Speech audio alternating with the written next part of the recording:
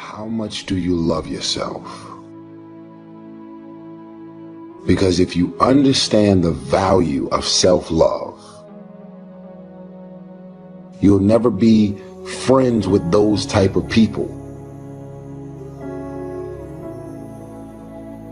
Most of the people out here are running around empty. They have no sense of self, no sense of self-love. When I say self-love, it has nothing to do with celebrity, money, materialistic things, and all of the things that your negative mind could probably go to. It has nothing to do with self-love. It has nothing to do with looks, nothing to do with cars and any of the superficial things that one would assume that could make you love yourself even more. It's a matter of knowing your value.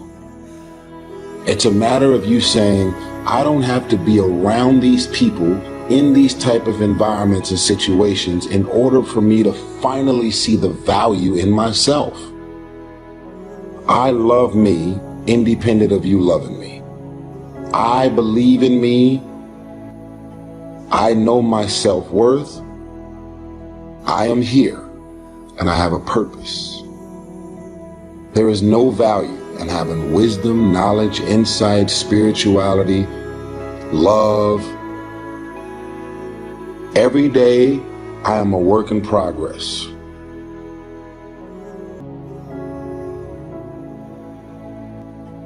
Forgiveness is giving up the hope that the past could be any different. I think for myself, and I know many of you, you think forgiving means accepting what has happened to you.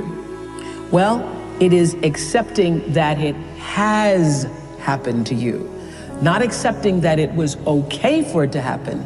It is accepting that it has happened, and now what do I do about it?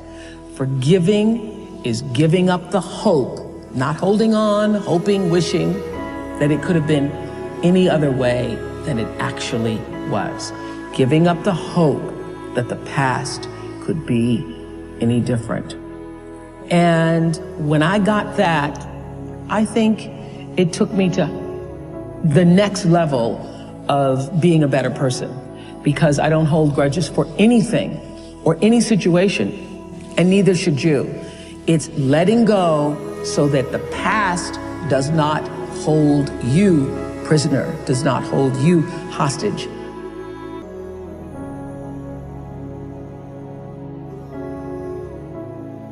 A person who can forgive nothing is a person who's totally destroyed psychologically and emotionally.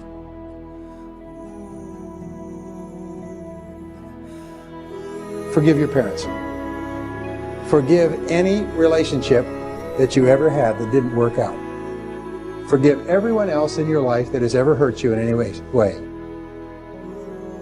Forgive yourself. You have to be willing to break from the past to have the future you so desperately desire.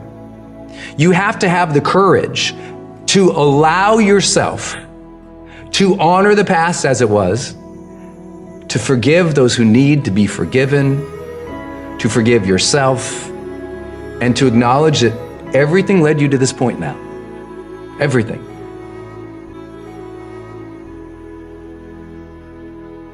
See, life is cyclic.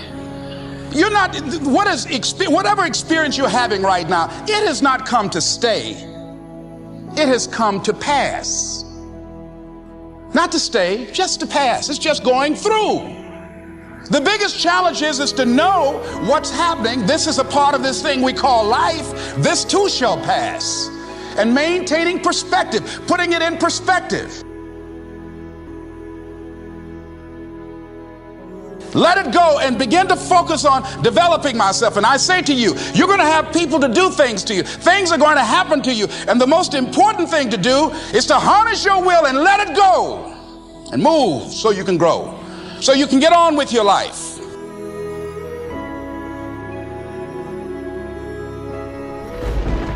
It doesn't matter about what happens to you. What matters is, what are you going to do about it? What are you going to do now, Les? But if you want to begin to move into your own personal greatness, If you want to begin to really enjoy a happy, successful, healthy life, you've got to be willing to go against the tide. You've got to be willing to harness your will. So as you're in the process of reinventing your life, write a description of the kind of person that you want to be. What are the things that you must overcome? What qualities about your personality you know that you're going to have to change because those particular characteristics are liabilities to you? What are your assets? What are your strong points? Look at and evaluating yourself to make that determination. Other thing is that in order to get out of a rut, we need some coaching. Find some trusted critics. People that you know care about you and love you. So there's some things that keeps us from growing and getting out of ruts. Number one, we identify with feedback. We take it personal when someone wants to give us some feedback on where we are falling short and tell us about our blind spots. We want to have everything being positive about us. We're not perfect. It hurts. I have a friend who's a trusted critic. I don't like him, but I love him. He doesn't tell me the things I want to hear. He tells me what I need to hear so I can grow. It hurts.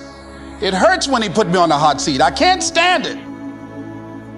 But that's the only way that I can grow. And I'm glad that he loves me enough to risk our friendship to tell me what I need to hear, not what I want to hear.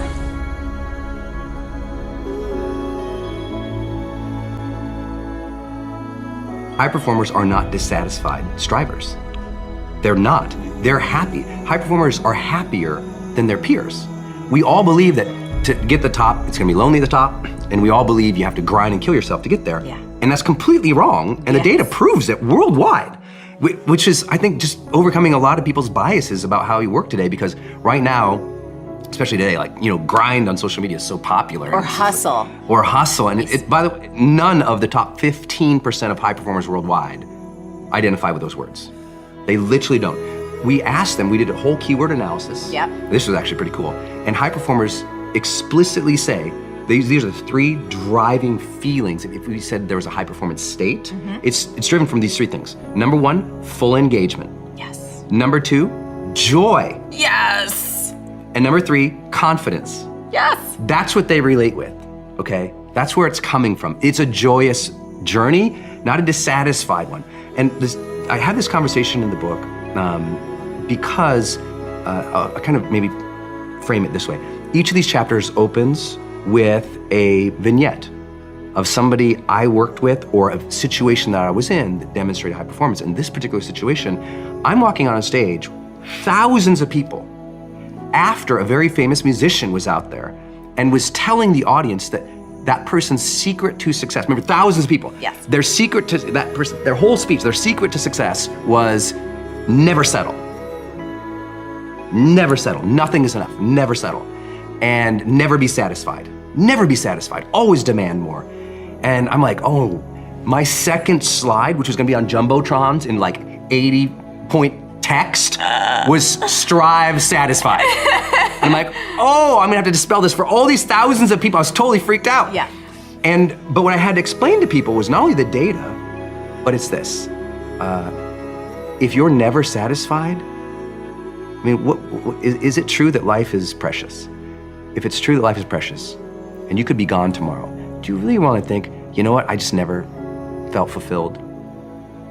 I never allowed myself to have a moment of credit. I never allowed myself to have a moment of peace. I never allowed myself to look at that and say, good job. That's not the way to live life. Right. I think just at a spiritual level, it's a bad move. And this book doesn't really go into a lot of that. It's more about the science and the heart stuff. But I think it's really important that people realize your job is to strive satisfied. And if you strive satisfied more often, you will be more of a high performer. And if you never give yourself credit, you're always beating up on yourself, you're always thinking that's not perfect enough, then what's gonna happen? Dissatisfied people burn out and they quit more often than satisfied strivers. So take joy in the moment, engage with what you're doing, allow credit and satisfaction and joy to come in. You can always be improving. Of course. But be improving joyfully. Yes. And if you're improving joyfully, then you're learning, you feel curious, you feel engaged, the joy is there, you'll get more confident because you're like, I'm gonna learn through this anyway, this is gonna be great. Because you know, this thing is all over social media right now, like, grind, work, whatever. And I'm like, it's popular, and I see why that happens, and I see why it's catchy. It's just not scientifically valid.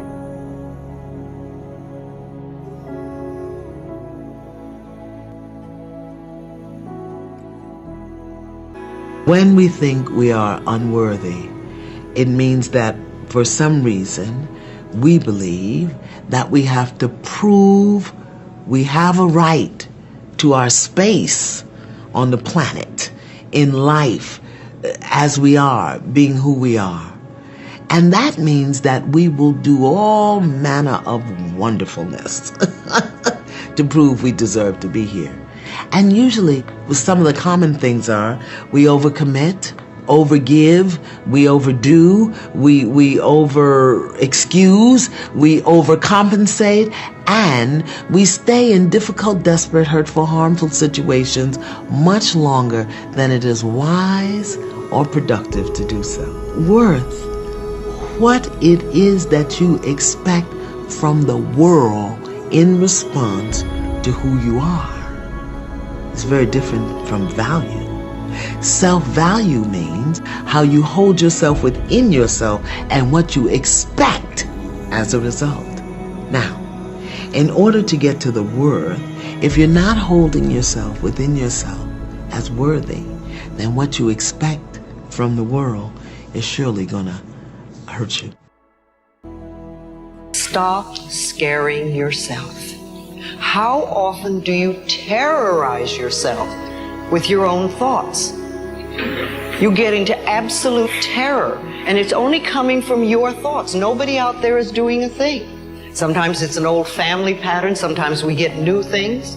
I would like people, when you have time, to make a list of your fears. Make a list of your fears, and then give yourself the opportunity to turn each fear into a positive affirmation. Turn each one into something positive. And remember, always you are in charge. You are always in charge. See, one idle thought doesn't make a whole lot of difference. Thoughts are like drops of water. You drop a drop of water and it doesn't mean much. But if you keep dropping and keep dropping, you get a puddle on the floor, and then you can get a little pond and a lake, and finally you can create an ocean. And with our own thoughts, we can drown in a sea of negativity, or we can float on the ocean of life. And it's up to us. The thoughts we think accumulate. And what sort of puddles are you standing in? Or are you up to here? Or are you up to here and trying to paddle? You know, what are you doing to yourself? When we're willing to change our thinking, we can change our experiences. And it doesn't matter if you've got a big puddle of negative thoughts. You know, you can move over here and create a puddle of mindfulness, positive thoughts. You can make changes, always. So you want to turn those fear thoughts into positive affirmations. Let them work for you.